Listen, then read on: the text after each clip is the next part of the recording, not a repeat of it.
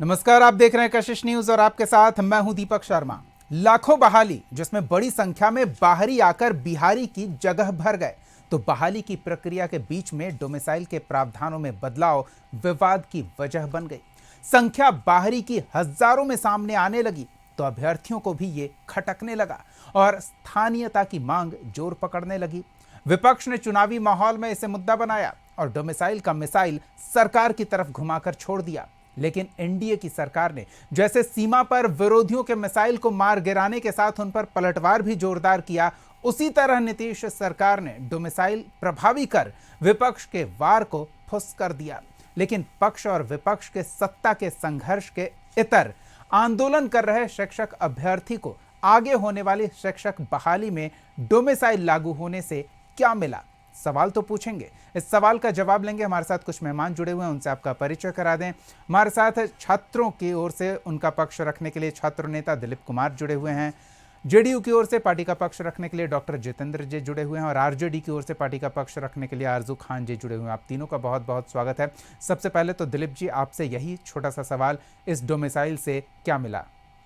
देखिए, डोमिसाइल से बिहार के अभ्यर्थियों को फायदा होगा, क्योंकि बिहार से बाहर कई राज्यों में प्रत्यक्ष और कई राज्यों में अप्रत्यक्ष रूप से डोमिसाइल लागू है, जिसके कारण बिहार के अभ्यर्थी जहां प्रत्यक्ष रूप से लागू है वहां फॉर्म नहीं भर सकते। कई राज्यों में प्रावधान है कि 7 साल से, कहीं है 8 साल से, कहीं 10 साल से उस राज्य का आप निवासी है तो फॉर्म भर सकते हैं। कई राज्यों में इस तरह का प्रावधान है कि अधिकतम 5% ही बाहरी का सिलेक्शन होगा।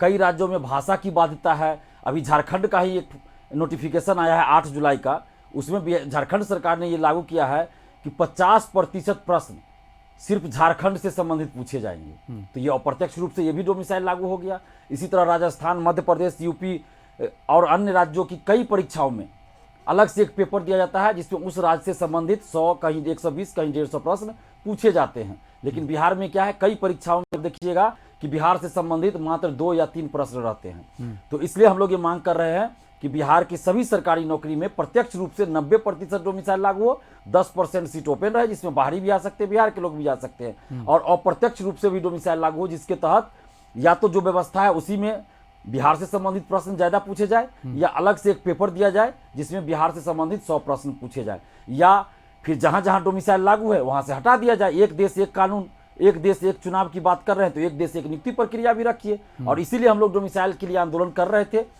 और देखिए, कल नीतीश कुमार जी ने जानकारी दिया सोशल साइट्स के माध्यम से, और आज कैबिनेट ने भी पारित किया है। तो डोमिसाइल से ये फायदा होगा कि ज्यादा से ज्यादा बिहारियों को नौकरी मिलेगी। चलिए, बिहारियों को ज्यादा से ज्यादा नौकरी मिलेगी। आरजेडी इसे चुनावी मुद्दा बनाने का प्रयास कर रही थी, लेकिन अब संभवतः ये उनके लिए चुनावी मुद्दा नहीं रह गया है। आरजू जी, क्या मिला डोमिसाइल से आपकी पार्टी को, बिहार को, बिहार के युवाओं को? बिहार के युवाओं को मिला, बिहारियों के लिए मिला, और यही हमारी प्रतिबद्धता थी बिहारियों के लिए। हम ये चाहते थे कि डोमिसाइल लागू हो। हम भी महागठबंधन की सरकार में थे और उस वक्त जो है डोमिसाइल लागू नहीं था। मैं इस चीज को स्पष्ट कर दूं आपको। लेकिन जैसे ये सारे आंकड़े हमने देखे, लीडर ऑफ ओपोजिशन की दूरदृष्टि, आरजू जी एक सेकंड, आपने स्पष्ट किया कि डोमिसाइल नहीं था। दिलीप जी से जान लेते हैं। दिलीप जी, जब शिक्षक नियुक्ति की प्रक्रिया शुरू हुई थी तो उस समय डोमिसाइल का प्रावधान था, नियुक्ति प्रक्रिया के बीच में उस प्रावधान को शिथिल किया गया था। जी बिल्कुल, डोमिसाइल लागू था। टीआरई 1 में बीच विज्ञापन जब जारी हुआ डोमिसाइल लागू था, तब उसे शिथिल किया गया। उस समय आरजेडी सरकार में थी। बिल्कुल। चलिए, अब आरजू खान जी की शिक्षा मंत्री आरजेडी से था, और शिक्षा मंत्री ने कहा था कि बिहार में योग्य अभ्यर्थी नहीं मिल रहे हैं, इसलिए डोमिसाइल हटा रहे हैं और बाहरी को मौका दे रहे हैं। चलिए, तो आरजू जी, डोमिसाइल से आपने पाया कम, गंवाया ज्यादा, ऐसा लग रहा है। और स्पष्टीकरण जो आप कर रहे थे उस पर मैंने भी दे दिया अपना। नहीं, मैंने साफ तौर पे मैंने खुद कहा है कि डोमिसाइल नीति हम लागू करने की क्यों सोच रहे थे। इसीलिए सोच रहे थे कि जब सारी सर्विस हमने देखे, सारी चीजें देखी, तो हमें लगा कि नहीं, पिछड़ा राज्य है, कि बिहार गरीब राज्य है और सबसे पहला जो है बिहारियों का उस पर हक होना चाहिए। और इसलिए लीडर ऑफ ओपोजिशन की दूरदृष्टि ने कहा कि बिहार में हमारी सरकार बनती है तो डोमिसाइल नीति लागू होगी। लेकिन आज की जो डोमिसाइल नीति लागू हुई है, आप उसको पढ़िए अच्छे से, और पढ़ के देखिए, उसमें साफ लिखा है कि हाई स्कूल और इंटरमीडिएट में जो 40%, मतलब 100% का 40% उन्हीं लोगों को लिया जाएगा जो पहले बिहार से ही अपना हाई स्कूल और इंटरमीडिएट का जो शिक्षा प्राप्त किया है। अगर बिहारी ही बच्चा है, अदर स्टेट में अगर वो हाई स्कूल इंटरमीडिएट किया है, तो उसकी शिक्षक बहाली में उसकी प्रक्रिया नहीं पूरी की जाएगी। और 40% इनको लेने के बाद जो 60% बचा है, अगर नहीं वो फुलफिल हो पाता है सीट, तो 60% फिर ये डोमिसाइल लागू करने की बात एक तरफ जरूर कहते हैं, फिर डोमिसाइल बिना डोमिसाइल नीति के ही 60% और लोगों को लेंगे। आप साफ पढ़िए उस नोटिफिकेशन को, जो नोटिफिकेशन जनता दल यूनाइटेड ने जारी किया है। बिल्कुल आरजू जी, हम इस पर जवाब ले लेते हैं, लेकिन हम जो समझ पाए, हमारी टीम ने जो समझा, वो ग्राफिक्स के माध्यम से हम अपने दर्शकों को दिखा रहे हैं कि SC ST OBC कैटेगरी के लिए 50%, EWS के लिए 60%, 35% पद बिहार की महिलाओं के लिए आरक्षित है।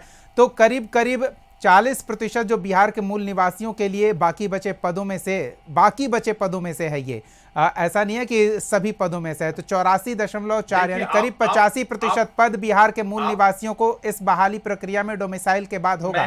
लेकिन आरजू जी का कहना है कि ये सरकार ने झांसे में रखा है बिहार के युवाओं को। इस डोमिसाइल की नीति से जो उन्होंने अपने हिसाब से लाया है, कोई लाभ नहीं होने वाला है, सिर्फ आई वॉश है। डॉक्टर जितेंद्र जी, देखिए आरजू जी की बात को मैं ध्यान से सुन रहा था।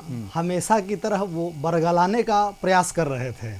उन्होंने अभी अपनी बातचीत में कहा, या अपने पक्ष को रखते हुए कहा, कि जो डोमिसाइल नीति जनता दल यूनाइटेड ने जारी किया है, तो उनको मैं बतला देना चाहता हूं आप लोगों के माध्यम से कि यह डोमिसाइल नीति जनता दल यूनाइटेड ने नहीं जारी किया है। जनता दल यूनाइटेड जारी करने वाला कौन होता है? सरकार, बिहार सरकार ने जारी किया है। बिहार सरकार ने जारी किया है। बिहार सरकार में आप ही है ना कि कोई ठीक है, ये साझा कार्यक्रम का व्यक्तिगत प्रोजेक्ट नहीं लेना चाहते। नहीं जितेंद्र जी, किया हूं वो ठीक है, वो आप साझा कार्यक्रम है एनडीए का, तो आप व्यक्तिगत श्रेय नहीं लेना चाहते हैं, ये एक बात हो सकती है। लेकिन क्या आईवॉश की जहां तक बात है, तो जेडीयू को उसका खामियाजा न भुगतना पड़े, इसके लिए आप सरकार का जिक्र कर रहे हैं, पार्टी को क्रेडिट नहीं दे रहे हैं। पहली बात तो आरजू जी के बात को मैं और क्लेरिफाई कर देना चाहता हूं। ये लोग उसको उलझाने में माहिर हैं और आज तक पिछले 20 साल से उलझाते ही आए हैं, क्योंकि सत्ता में रहने का इनको सुख बहुत कम समय के लिए प्राप्त हुआ है। 2 बार हम लोगों ने मौका दिया और गड़बड़ सरबड़ किए, तो भाई मौका हम लोग वापस ले लिए, तो खुद आज बेरोजगार बन के बैठ गए हैं। तो जिस 40% की बात वो कह रहे हैं कि जो बच्चे मैट्रिक और इंटर बिहार से करेंगे, उनको उस 40% का लाभ मिलेगा। यानी 40% सीटें वैसे लोगों से भरी जाएगी जो मैट्रिक और इंटर यहीं से किए हैं, यानी कि बिहार विद्यालय परीक्षा समिति से किए हैं। जो शेष 60% बच गया, तो बिहार के बहुत सारे बच्चे दिल्ली विश्वविद्यालय में पढ़ते हैं, या अदर बोर्ड से, जैसे CBSE बोर्ड में पढ़े, ICSE बोर्ड में पढ़े, या अदर नेशनल ओपन NIOS में पढ़े, या BBOS में पढ़े। BBOS तो खैर बिहार का ही है। लेकिन बाकी जो 60% सीटें बच गई, वह भी बिहारियों द्वारा ही भरा जाएगा। बिहार के स्थायी निवासी होना अनिवार्य है, चाहे वो इंटर या मैट्रिक करे या दूसरे बोर्ड से पास आउट। फॉर्म भरेंगे उनसे तो ऐसे भी यहाँ का स्थायी निवास मांगा ही जाएगा। जो जातिगत आरक्षण से जो लोग आते हैं, वर्ग का जो आरक्षण है, BC1 का, BC2 का, SC का, ST का और अन्य जो आरक्षण है, तो उनके लिए तो यहाँ का आरक्षण प्रमाण पत्र, डोमिसाइल के साथ साथ, अस्थायी निवास के साथ साथ, जो यहाँ का आरक्षण प्रमाण पत्र है, यानी नॉन क्रीमी प्रमाण पत्र BC1 BC2 के लिए, और SC ST के लिए उनके कास्ट का सर्टिफिकेट, तो यह तो उनको देना ही पड़ेगा। तो बिहार के वैसे बच्चे जो बिहार के बाहर भी रहे हैं, लेकिन बिहारी हैं और नॉन क्रीमी लेयर के अंतर्गत पाए जाते हैं या पढ़ते हैं, उनका सर्टिफिकेट ड्यूली प्रोसेस से निर्गत किया गया है। मतलब तो आप ये कह रहे हैं कि जो एक शंका थी, उसका समाधान ये हो गया है कि अगर आप बिहारी हैं, किसी कारणवश बाहरी हैं, बाहर रहकर अपनी आजीविका या परिवार के आजीविका के कारण बाहर रहने को मजबूर हैं, तो आप इस नियुक्ति प्रक्रिया में बतौर बिहारी अपनी भागीदारी बेहतर परिस्थितियों में पा सकते हैं। आरजू जी, क्या कहेंगे आप? देखिए, सबसे पहले तो मैं आपको ये बता दूं, एक मैं बहुत महत्वपूर्ण आंकड़ा आपके सामने रख रहा हूं जी। इंटरमीडिएट में 12 से 13 लाख बच्चे हर साल एग्जाम में बैठते हैं और वो पास आउट करते हैं। और ग्रेजुएशन के लिए सिर्फ सरकार के पास, बिहार सरकार के पास, जो 20 सालों से एनडीए समर्थित सरकार है, सिर्फ 6 लाख सीटें हैं ग्रेजुएशन के लिए। वो 6 से 7 लाख बच्चे वो पलायन करते हैं और ये बरगलाने की कोशिश कर रहे हैं। हकीकत यही है कि ये डोमिसाइल नीति लागू करके ब्रेन वॉश करना चाहते हैं, और दूसरा जो 60% का जो फेज बचा हुआ है, उसमें डोमिसाइल नीति लागू नहीं है। हकीकत ये ब्रेन वॉश ये करना चाहते हैं, हम नहीं कर रहे हैं ब्रेन वॉश। और उसमें साफ लिखा है, जो नोटिफिकेशन जारी हुआ है, आप खुद उसको पढ़ लीजिए। नीचे के स्थान में लिखा हुआ है कि 40% जो है वो जो बच्चा बिहार ही का है, लेकिन अगर वो बिहार के ही स्कूलों में हाई स्कूल इंटरमीडिएट किया है तो उसी के लिए मैंडेटरी है। लेकिन अगर बिहारी बच्चा हाई स्कूल इंटरमीडिएट में अदर स्टेट में पढ़ा है तो वो उस पर लागू नहीं होगा। और उसके बाद 60% जो बचा है, अगर ये प्रक्रिया पूरी नहीं हुई तो 60% बाहरियों को लिया जाएगा। चलिए इस पर हम थोड़ा स्पष्ट ले लेते हैं। हैं। राजनीतिक नफा नुकसान से इतर हम दिलीप जी से जान लेते हैं। दिलीप जी, आपने लाठियां खाई है इस प्रावधान के लिए, दोनों पक्षों की बात आप सुन रहे हैं और ऐसा लग रहा है आरजेडी की बात पर अगर ध्यान दें तो वो कह रहे हैं कि पहले से ज्यादा नुकसान हो गया, अब तो 60% हिस्से में बाहरी आ जाएंगे, जबकि जेडीयू का कहना है कि नहीं, पहले से ज्यादा संभावनाएं हैं कि बिहार के छात्रों को, चाहे वो बाहर ही क्यों ना रह रहे हैं, बिहार के स्थानीय निवासी होने का प्रमाण देंगे, बिहार से संबंधित जातीय आवासीय प्रमाण देंगे तो उनके लिए बेहतर विकल्प इस नियुक्ति प्रक्रिया में होगी। दिलीप जी से जान लेते हैं ना, जिस चीज के लिए इन्होंने लाठी खाई है वो व्यर्थ गया या सरकार ने इनके आंदोलन के अनुसार, छात्रों की मांग के अनुसार ही प्रावधान लाया है? दिलीप जी, देखिए इसमें कुछ खामियां हैं जिसको संशोधित किया जाना चाहिए। जैसे मैट्रिक और इंटर अगर कोई बिहारी मूल निवासी बिहार के हैं, अगर किसी कहीं बाहर से किए हैं तो उनको भी आरक्षण और डोमिसाइल का लाभ मिलना चाहिए। तो इसको संशोधन करने की जरूरत है। यहाँ पे चूक हुई है, इसको संशोधित किया जाना चाहिए। माने स्थानीयता का प्रमाण पत्र अगर है तो उसके साथ साथ इंटर और मैट्रिक का प्रमाण पत्र बिहार से पास आउट होने का देना होगा। नहीं, ये जरूरी नहीं होना चाहिए, सिर्फ मूल निवासी बिहार का होना चाहिए।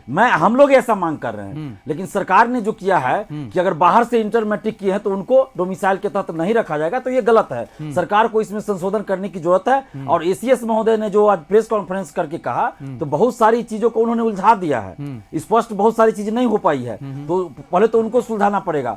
और इसमें एक ये दिक्कत है, और एक दिक्कत जो पहले से चली आ रही है जिसपे बहुत सारे लोगों का भी ध्यान नहीं गया है, जो महिला आरक्षण है या फिर ऐसे भी SC ST OBC आरक्षण है। अगर कोई बिहार से बाहर की लड़की बिहार में किसी से शादी कर ले और 10 साल से 15 साल से 20 साल से वो यहाँ निवास कर रही है, उनके बाल बच्चे हो गए, तो क्या उस महिला को बिहार में डोमिसाइल का लाभ और आरक्षण का लाभ नहीं मिलना चाहिए? महिला आरक्षण का लाभ, ये तो फिर पूरे बिहार के सीमाई इलाके में एक बड़ी समस्या हो सकती है, क्योंकि बहुत बड़ी सीमा के इस पार उस पार से रिश्ते होते रहते हैं। दूसरी बात कि कुछ लड़की जो बिहार की है मूल निवासी, बाहर चली उनके माता पिता यहाँ के हैं लेकिन उनकी शादी बाहर हो गई, तो उनको आप आरक्षण दे रहे हैं। जो बाहर शादी कर ली, वहां बाल बच्चा सब उनका बाहरी राज्य में है, तो उनको आप आरक्षण दे रहे हैं। लेकिन जो बिहार से बाहर की लड़की यहाँ शादी कर ली और यहाँ की बहू बन गई, उनके हस्बैंड यहाँ के हैं, सास ससुर यहाँ के, बाल बच्चे यहाँ हैं, तो उनको आप वंचित कर रहे हैं। तो इस पे संशोधन होना चाहिए सरकार को, और सभी पार्टियों को इस पे विचार करना चाहिए, और डोमिसाइल पे जो कुछ खामियां हैं उसको संशोधित करने की जरूरत है। अभी जितेंद्र जी, चुनाव नजदीक है तो हड़बड़ी में गड़बड़ी कर गए क्या? नहीं, मैं दिलीप जी के बात का बिंदुवार जवाब देता हूँ। जी दीजिए। किसी भी महिला की जाति उसके पिता से तय होती है, न कि पति से तय होती है। क्योंकि शादी विवाह तो इंटरकास्ट भी हो सकता है। अगर कोई BC1 समाज की महिला है और उसने शादी कर लिया सामान्य ओपन कैटेगरी के किसी लड़के से, तो निश्चित तौर पे चूंकि वो जन्म लिया है, उसने BC1 परिवार में पैदा लिया है, तो उसको BC1 कैटेगरी का लाभ मिलेगा। हाँ, उनके जो बच्चे होंगे, क्योंकि पिता के यहाँ पे पैट्रियार्की चलती है, तो पिता के अनुसार ही बच्चे का कैटेगरी या कास्ट तय होता है हमारे बिहार में। उस महिला के बच्चों तक हम नहीं जाएं, अभी हम उस महिला के करियर की बात कर लें। अगर वो महिला अपने लिए एक शिक्षक अभ्यर्थी के तौर पर बिहार की इस नियुक्ति प्रक्रिया में जगह तलाशती है तो क्या उसे मिलेगा? इस डोमिसाइल नीति लागू होने से पहले भी मैं भी BPSC से चयनित होकर प्रोफेसर बना हूं, तो उसमें एक क्लियर कट परिजेंडम जारी किया गया था कि जो भी महिलाएं सर्टिफिकेट बनाएंगी, चाहे अस्थायी निवास हो, अस्थायी निवास तो शादी हो गया तो उसका बदल सकता है, लेकिन जो उसकी जाति है, जाति प्रमाण पत्र या नॉन क्रीमिलेयर प्रमाण पत्र बनाएगी, वह क्लियर कट उसमें लिखा हुआ है बहुत साफ और स्पष्ट शब्दों में कि पिता के ही घर से निर्गत, यानी पिता का जो आवासीय पता है वहीं से निर्गत होना चाहिए, और पिता जिस जाति से आते हैं वही जाति प्रमाण पत्र वैलिड होगा। पति के यहाँ से बनाया गया जाति प्रमाण पत्र आरक्षण का किसी भी प्रकार का दावा करने के लिए मान्य नहीं होगा। इस डोमिसाइल की नीति से पहले भी ये क्लियर है और आज भी ये क्लियर है, तो इसमें कंफ्यूजन कहाँ है? इसमें डोमिसाइल नीति का हम नहीं कर रहे हैं, ये पहले से चला रहा है। हम उस पर ध्यान आकृष्ट करना चाहते हैं कि इसमें कुछ किया जाना चाहिए। मैंने ये कहा जाति का निर्धारण पिता के आधार पर ही होगा, ये हमको भी पता है, लेकिन मैंने सिर्फ इतना कहा कि कोई महिला अगर बाहरी है लेकिन शादी बिहार में हो गया, 10 साल से वो यहाँ बिहार में रह रही है, बाल बच्चे हैं, तो उनको क्या बिहार के अनुसार डोमिसाइल नहीं मिलना चाहिए, मैंने ये कहा है। बिल्कुल, क्योंकि स्थानीय आवासीय उनका होगा नहीं होगा, और जो इंटर और मैट्रिक का प्रमाण पत्र है जहां की वो निवासी रही हैं वहां का रहा होगा, तो शायद इस तरह के प्रावधानों का उन्हें लाभ नहीं मिल पाएगा। जितेंद्र जी, अभी भी कुछ चीजें हैं जो स्पष्ट नहीं है। लालू जी के क्या परिवार हम से उम्मीद करें कि सरकार इन शिकायतों पर भी ध्यान देगी? निश्चित तौर पे जो दिलीप जी ने कहा है वह डिस्कशन का मुद्दा है, विवेचना की विषय वस्तु है। और निश्चित तौर पे पॉलिसी तो लेजिस्लेचर वाले बनाते हैं भाई, जो सदन में बैठते हैं वे बनाते हैं। इस पे एक हेल्दी डिबेट होना चाहिए सदन में। देखिए, हम लोग किसी भी प्रकार के विमर्श से भागने वाले लोग नहीं हैं। हम लोग राजद की तरह लठबंधन वाले लोग नहीं हैं। नहीं, ये हम लोग ऐसी एनडीए वाले बात लोग नहीं है। हैं। एनडीए वाले लोग हैं, विमर्श एनडीए करना वाले जानते लोग हैं। चुनावी लाभ के लिए कुछ भी कर जा रहे हैं, ये आरजेडी का कहना है। वो तो कह रहे हैं कि आप 60% सीटों पर ही अब बाहरी के लिए विकल्प उपलब्ध करा चुके हैं इस प्रावधान से, तो वो भी कंफ्यूज है शायद इस डोमिसाइल नीति यह से। बहुत ही सतही व्याख्या है कि 40% यहां से मैट्रिक इंटर करने वालों के लिए रिजर्व कर दिया गया और 60% ये डी रिजर्व है, जिसको वो साबित करने की कोशिश कर रहे हैं कि रिजर्व कर दिया गया बाहरी लोगों के लिए। हालांकि वो ओपन कैटेगरी है, डी रिजर्व है। बिहार के बहुत सारे बच्चे सीबीएसई बोर्ड में पढ़ रहे हैं, आईसीएसई बोर्ड में पढ़ रहे हैं, एनआईओएस में भी पढ़ रहे हैं। तो उनका क्या अपराध है कि बिहार बोर्ड में नहीं पढ़े हैं? ये उनका अपराध है क्या? बिहार के बहुत सारे लोग सेना में काम कर रहे हैं, केंद्रीय सेवाओं में काम कर रहे हैं, रेलवे में, बैंकिंग में काम कर रहे हैं। तो जिसके माता पिता बाहर रह रहे हैं वो तो बाहर का ही बोर्ड में पढ़ेगा ना। लेकिन मूलतः तो वो बिहारी है, बिहार के जॉब पे उसका भी अधिकार है।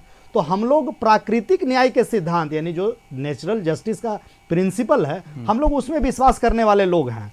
ठीक है, छात्र नेता दिलीप जी ने भाई सम्मानित हैं, उनका विचार योग्य है जो उन्होंने पक्ष रखा है, इस पे हम लोग सदन में विचार करेंगे।